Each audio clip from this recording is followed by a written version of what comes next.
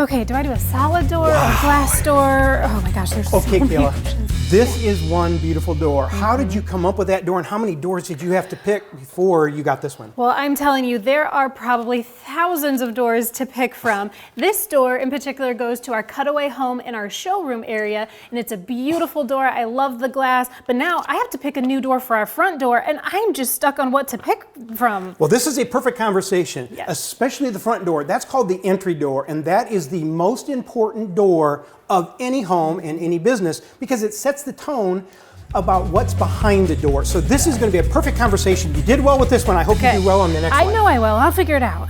All right, Mike, I'm super excited about the show today. One of my favorite things is seeing what front door our homeowners picks for every one of our houses. Now, front doors, they used to be only 2'8", but now we're doing 3. Sometimes we're doing double doors at 6, but also the height.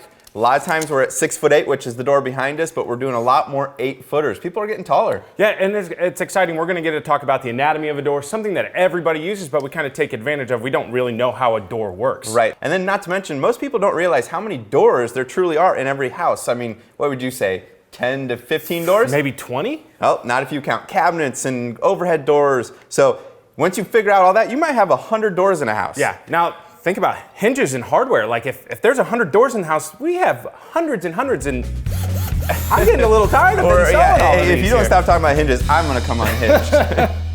Oh, I can't figure out what's going on. I'm going to end up on those TikTok videos where they just show people walking into doors the wrong way. I'll laugh at you, don't worry. Hey, do you know why there are inward and outward swinging doors? Well, I think I know the inward one. When we open a door inward, it's typically because of presentation. When you walk into a house, you really want it to just expand and show everything on the inside. So it's more of a beautification and absolutely just expanding your vision. Well, that's great for homes, residential, but commercial, it's got to be outward, partially because code changed years ago because there was a fire at a commercial building and they couldn't get out. Everybody was standing there, they couldn't get the door open so people could get out. So safety first, folks. Safety first. We want those outward swings in commercial doors. Gotcha. Well, now we know the difference. Yeah. Well, Tony, I love all the options when it comes to choosing a front door color. We can go bright, we can go neutral, stained. I like that one right Lots there. of great Yeah. options. Now, you'll notice in a lot of buildings, especially commercials and skyscrapers, there's revolving doors. And the reason for these revolving doors is that air pressure. Have you ever been downtown and you try and open a door and the wind, it's hard to pull or it's hard to push, so the revolving door really takes care of that problem. When I get into one of those, you always want your kids in front of you because you don't know how fast they're going to I'm go. always worried about getting it caught in my heel or something like that. It so hurts. Welcome to Between the Studs. We are Granite Ridge Builders, custom builders serving northern Indiana, northwest Ohio, and also parts of southern Michigan. We have been building custom homes for almost 2 decades, and we're really passionate about what we do.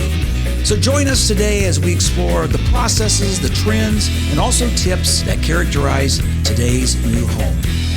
Thanks for watching. Welcome back. As you can probably tell, we're going to be talking about doors today, and especially entry doors. It is one of the most important features of any home. It's that entry door. What does it say about the person behind it? But we're also going to be talking about other doors and the security and what it does make you feel. So, what would you say if I said the word doors? What impression or what do you first think of when I say doors? I immediately think about security or safety, but that's only if you actually use the lock on the door. Because in the South where I grew up, not everyone used those locks. That's a good point. And also doors privacy, that's another word you'd probably think of. Yeah. You know, for interior design, of course, I think of style and the architecture and what kind of features are all about your house. And Kayla, you've made a lot of changes on modern doors, especially just because of that. Oh, yeah. So in a commercial building, for sure, it helps with the tell you what kind of architecture the building is, but in a home, it kind of gives you that first impression of a home and the homeowner. So the question is, what does your door say about you? Tony, switch yours. Next subject. Now let's put into perspective how many doors are in some of the most famous buildings in the world. Ooh. In the White House, there's 132 rooms and 415 doors. Like that's an absurd amount. Now, Buckingham Palace in London, There are over 1,500 doors in that building. You know, speaking of doors, have you guys heard a lot of quotes about doors in the past? Oh, Every single one I've ever heard. Okay, why don't we say a few? Yeah, quotes are great. So the next time you walk through a door, think about the impact doors have on your life. As Elizabeth Taylor once said, I'm feeling very adventurous. There are so many doors to be opened, and I'm not afraid to look behind them. Great quote. And it was Brooke Shields who said, don't waste a minute not being happy. If one window closes, run to the next window or just break down a door. I don't like that part.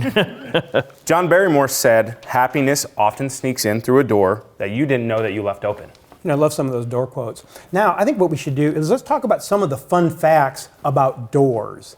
Now, Tony, I found the world's largest door. It's actually here in the United States. Ooh. It's at Kennedy Space Center. It's NASA's Vehicle Assembly Building. It's 465 feet tall, and it takes 45 minutes to fully open and close. Luke, what kind of garage door opener could we do? Well, here's another interesting fact is that we actually have a month in the calendar year that's named after doors. The month of January was named after the god of doors, and it makes sense because January, new beginnings, new openings. That's how we got it. And how did we get that name January? Janus was the Roman god of doors, meaning beginning, endings, translations, and the Romans built their homes so the door swung in, and this was to welcome Janus and all of your other guests. Izzy, that's like that presentation you said. Now, with the modern home style, colorful doors are quite the rage, but it started a long time ago in Ireland. When Queen Elizabeth died, everyone was instructed to paint their door black, but in rebellion of the Queen, a lot of people started painting their doors different colors.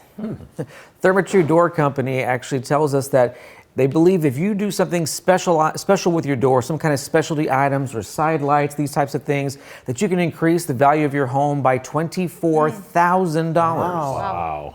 I'm switching my door tomorrow. I am too. Now, I know, Tony, you were in the radio business for a long, long, long time. You know a lot about groups and also songwriters and things like that. I heard there is in fact, it was one of my favorite bands called The Doors. Doors, formed 1968. Jim Morrison was the lead singer. Has songs like LA Woman, Light My Fire, Break On Through to the Other Side.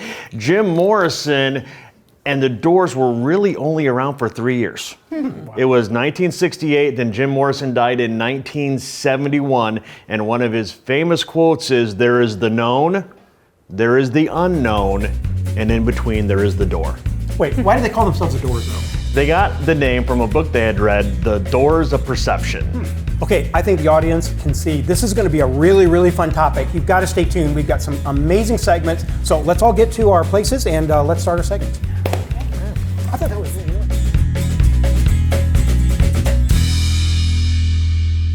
Luke, as we all know, doors are something that we use every day, and it's really easy to take them for granted. It really is. Doors have such a rich history, and it goes back so far. But like you said, we use it every day, and it's not just in our homes. I mean, think about automobiles. The doors on automobiles. Everybody uses doors every day, almost every hour. So it is so important. So why don't we dive into that rich history? All right, well, the first recorded history of doors was found in an Egyptian tomb painting roughly 4,000 years ago. In 2000 BC, these stones were used all throughout Asia, and then it was nothing big in changes till 587 BC, when the Solomon Temple doors were made of olive wood, which was a normal board, but these things, they were inlaid with gold. They had all kinds of exciting etchings on it. These were really fancy doors. So in the 1st century AD, the Romans, they're the ones that we really have to thank for the doors that we typically use today. They put their amazing minds, their ingenuity, their engineering to the test. So those doors that they created, those include the single hinge, the double hinge, the sliding, and even folding doors.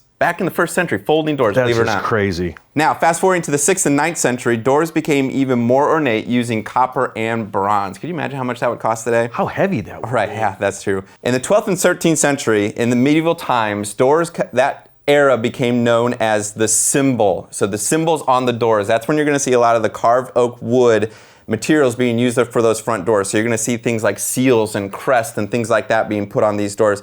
And it really was a mark of status or religious affiliation, prestige, and wealth. I'm kind of thinking The Hobbit, the movie with those doors that they have on there. It was the 16th and 17th century that was known as more of the Renaissance era, was when craftsmanship was really at its finest.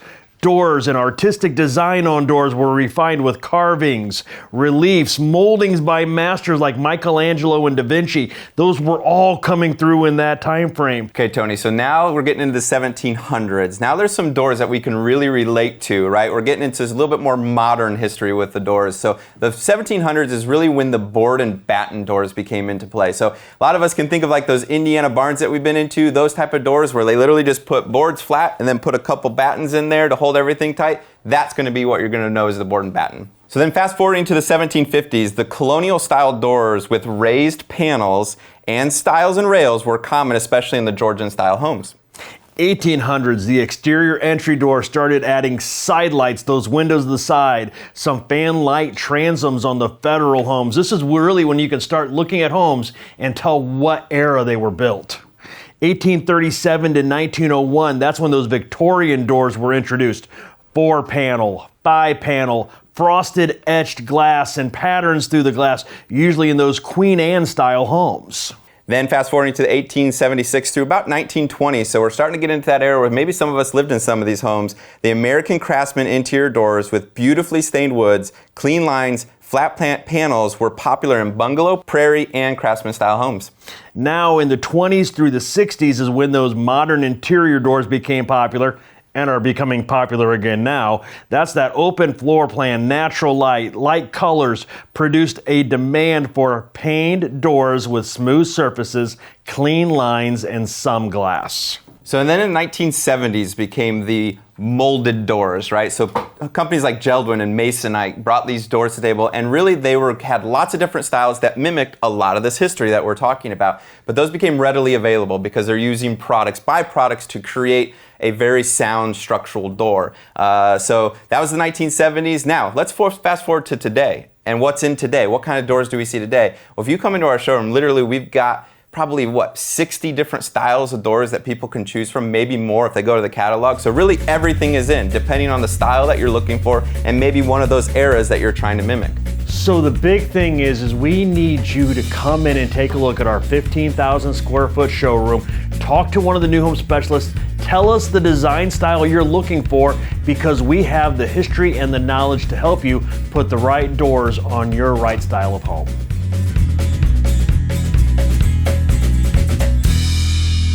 We got a 6-foot double hinge door here. I really like those new magnetic catches. That's really nice. Yeah, they make things so smooth. And Luke, they say the door is like the window to your soul. And we come in contact with doors way more than you ever think about. You know, there's 50 to 100 doors in every single house, so we use them every single day. Right. Now let's get into the anatomy of a door, kind of what makes up all of the parts and pieces to this door. Now I mentioned that most doors, either exterior doors are going to be closer to about that 3-foot mark, but interior doors, they can be 3 foot, which is one of these panels, all the way down to about 2 foot, sometimes get a little bit lower than that into a closet. Now as we work our way from the top of this door down, so this is called a 6-panel door. You see the 6 panels here. Now this would be true to any door though, the pieces I'm going to highlight here. So the very top, we've got a top rail. The doors are typically made up of rails and stiles. Rails are going to be your horizontal. The stiles are going to be your vertical pieces. So we've got a top rail here. Then we've got our 2 panels. On this side, we have what's called our locking style. So that would make sense if this was a single hinge door, the lock would be on this side. And then on this side, we have our hinge style. That's where our 3 hinges are located. Again, makes sense. This middle rail here is called a freeze rail. So in a 6-panel door, we have an extra rail there. And then moving down, we have our locking rail. Again, where our locking mechanism would be into this rail. So that's why it gets this name. And at the very bottom, we've got our bottom rail. And then in between, there is one important piece I want to mention here. Between each of these stiles and rails, there is a small piece that goes before the panel. That's called a sticking. So that piece there gives it an extra layer, depending on the profile, gives it an extra layer, some extra shadow lines, and it just locks in that panel tight because all these pieces can move independently. And I mentioned all those pieces, that is what is considered a door slab. So this whole thing's a door slab. That slab's got to sit in something. So there's a frame that goes around it, and we've got an example of one here. Now this is going to be more of a cased opening frame, but you can see that it's got a head piece up the top here. So that's going to be the part that runs across the header. And then you've got your two side pieces here. Typically, if this was a door, you'd have your locking side and your hinge side. And then there would be an additional piece in here that's called a stop. That's what stops the door from overextending into the opening. So that's going to be the part that's usually just about an inch, 3/4 thick. That's what's going to stop the door. That's what keeps this door from pushing in. That's what creates the entire door piece here. We've got our frame and our buck and then the slab, and then we'll go and install those on all of our houses. So I always find it really fascinating to see how all this comes together. There are so many types of doors, Izzy, like these barn doors that I love. But let's see how many we can list, some of the more popular ones. I bet you we can name quite a few. Let's just give it a shot, see how many total door names we can come up with. All right, Charity, I'll start. How about a single hinge door? This is kind of a very typical door where you have tons of these in every home. Then you could look at the French door, which is when you have the two hinges, which is, again, very popular right now on front doors in houses. Absolutely. You have flush doors. You also have panel doors. And one I love, especially for an entryway, glass doors. Now for me, you're gonna have to make it a little bit like rain something so I can't see some completely privacy. through it. Yes, a little privacy, please. Bifold doors. This is something you're gonna see quite often for closets. A pocket door, again, whenever there's a lot of traffic going in and out, a pocket door is very handy. And of course, like we see behind us here, these barn doors. Barn doors have been very popular lately.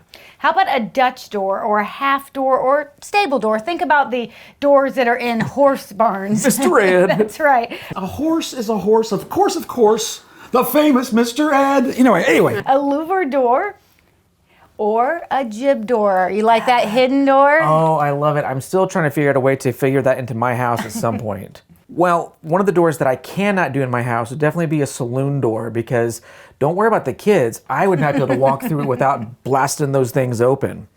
Pivot door is something I really like too. That's what we see often, a pantry door. I think of it like a restaurant door. A pivot door comes in very handy for a pantry space.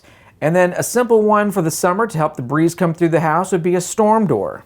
Storm door kind of leads into a screen door because most of the time storm doors have those screens in it. A Murphy bed door, talk about a surprise. You get a surprise behind that door, or sliding glass doors. And we love a big slider here. We like those big 8x8s, or even better, I like the 8x8s that have another 8-foot panel next to it. So you got a whole 16 feet of glass there. So doors are amazing. I can't even, how many do we count? 176. Perfect, way to go.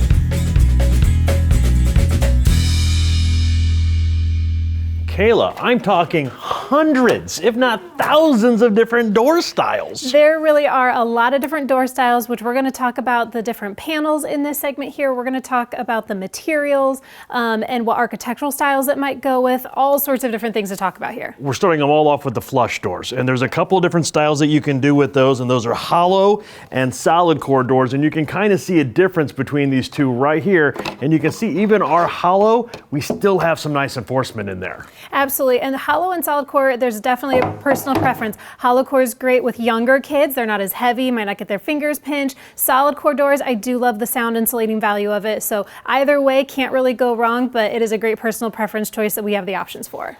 Going from there, we got two panel doors. Okay. Two panel doors are very, very important through history. We do. We have lots of different styles of two panel. You have a two panel door with an arch. You have a two panel door with a square top. You can do a beadboard panel, kind of like you see over here on this door.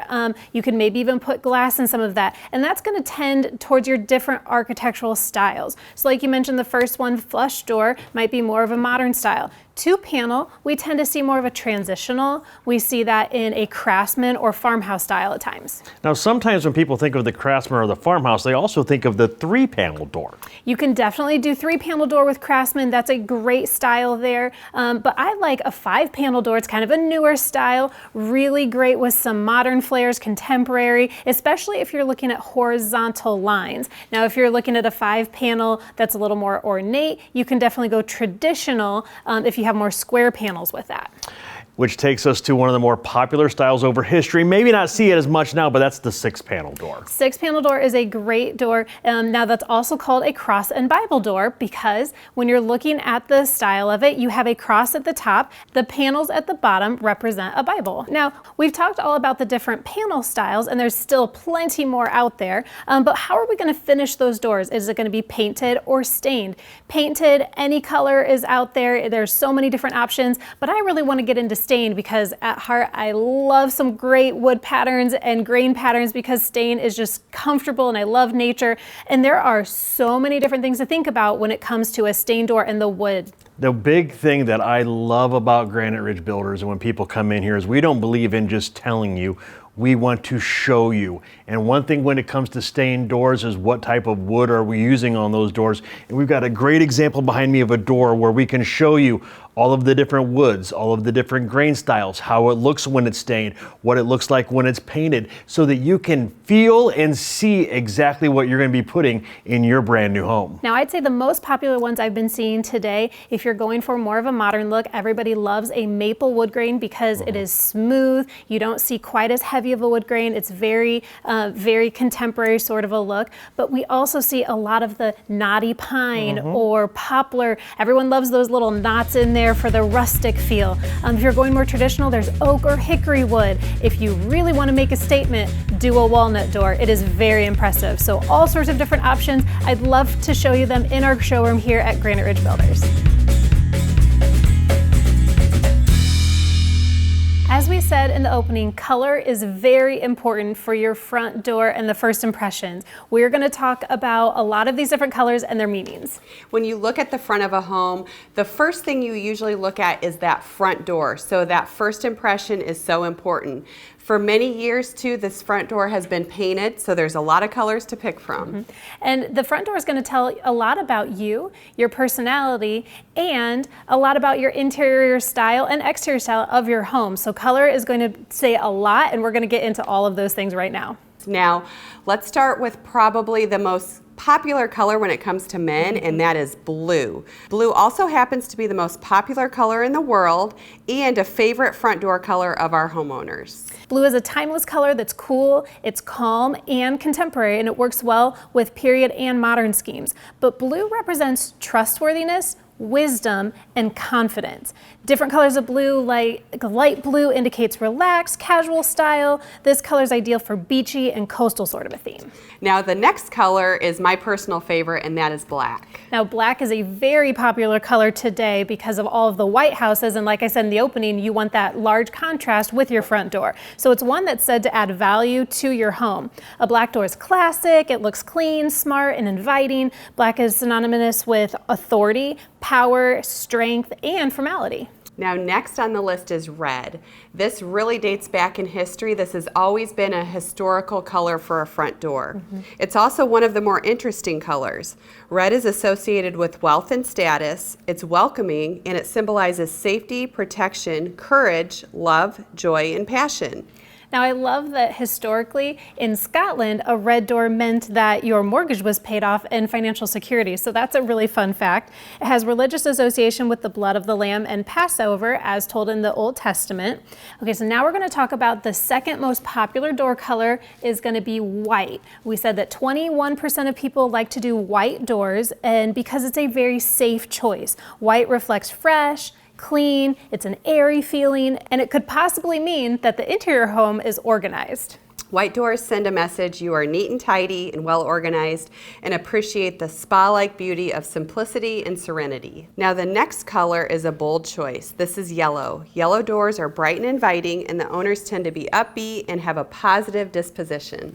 If you choose a yellow door, you are said to be an optimist, and you might have a bubbly personality, and that your interior is kind of fun. Lastly, a wood entry door is still a color and conveys warmth and stability. Wood look doors can range from the rich feel of handcrafted furniture to the earthly, more rustic look for your home. Now, if you have a wood front door, your personality might be described as level-headed, practical, down-to-earth, and you might appreciate artistry and nature and because you like the intricate details of the wood grain. Now, maybe that means all of that's true because I have a wood door, so that could be pretty close. I don't know. Could be. Now, last on the list is a pink door. Okay, pink door. Don't probably see them very often. If you have a pink door, you might be said to be a hopeless romantic. But pink is associated with love, caring, acceptance, fun, cheerfulness, generosity. So, I mean, really, all the personalities there are great if you want a pink front door. And of course, they gotta give good Halloween candy. I mean, maybe not, but that's a good theory. Well, there are many famous doors, whether it's from TV or history, and one of my most favorite doors is the Friends door. I mean, come on, it is iconic. Yeah, 10 Downing Street in London is the workplace and sometimes the home of the British Prime Minister. Palmer House in downtown Chicago, it's boasted the bronze peacock door since it re-debuted in 1873 after it was forced to close because of the Great Chicago Fire. And I love that hotel. You never stay in a room that's the same because it's so historical. The front doors of the Abbey Road studio, it's iconic because of the Beatles. You know, thousands of people have walked through those front doors. It's just one of those things that trans through time. Lots of church doors are famous, like St. Peter's Basilica in Vatican City. It's unlocked by the Pope only once every 25 years to celebrate the Catholic Church's holy years. The Stave Church in Norway, it's on my bucket list now. You have to see it. St. Edward's Church inspired the doors of Tolkien's The Fellowship of the Rings. The 17-foot tall bronze door on the Gates of Paradise. The Chrysler Building in New York has 3 revolving doors. The 3 portals out in front of the Notre Dame Cathedral. Those are famous. How about the brass doors to the Royal Palace in Fez, Morocco? The Doors of Forgiveness on the Mosque Cathedral of Cordoba. Doge's Palace, or the Door of Paper. The door on the Roby House in Chicago. And Dublin's Georgian doors. If you browse the internet on the subject of doors, you're going to find many tourist pictures of Dublin's famous Georgian doors. And we even like cartoon doors, like the boat-shaped door on SpongeBob's Pineapple House. Oh yeah, and the doors to the Emerald City of Wizard of Oz, when they ring the bell and the guy with the weird mustache comes out and he's like, "Who rang that bell?" Of course. We got to wrap this up. We need to be done here.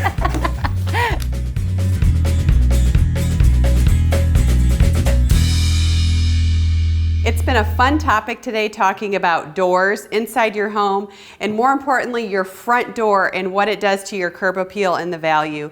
We are so excited about our new entry front door here at Granite Ridge Builders. Of course, it's going to be the latest trends of 2023 with a lot of glass, and then it welcomes you to this nice big foyer. You know, our new entry here at Granite Ridge is spectacular. I love talking about doors and entry doors, but we got to talk about the entry because we have brand new herringbone tile, a gorgeous fireplace with porcelain tile backing, beautiful stone accents, and I love the built-ins on the other side. You have a great bench to sit at, a beautiful gallery wall with wainscoting. It is awesome. You need to come in and visit the most important person in our entryway, which is Daryl. Yes. That's right. Daryl deserves a round of applause. Daryl's been here for 18 years greeting you and frankly taking care of our company. She's the backbone of it all. Absolutely. Hey, inward swing, outward swing. Which one is it? No, I can't commercial tell. is outward, interior inward. I'm always prepared though. First date for Izzy, yep. Okay, enough. Kayla, would you go ahead and close for us? Absolutely. Thank you all so much for joining us today. If you'd like to learn a little bit more about who we are, what we do, and why we do what we do so well, please pick up the phone and give us a call. Visit our website, or even better yet, come in our brand new entry door. We would love to meet you. Concussion protocol. Come on, we've got to show. Call the insurance people again. The reason why our insurance premiums keep going up. Do you actually know why there's 2 different types of doors, ins and outs, when it comes to the front door? I know why we have owl turn. Owl turn. It was going so well. Actually, that was good. Just- Do it again. Can we just... I think historically, the door always meant, I don't remember. I was not observing that day. And red has been said to actually help you sell a house more quickly, unless it's blue. Wait. Why it makes no sense?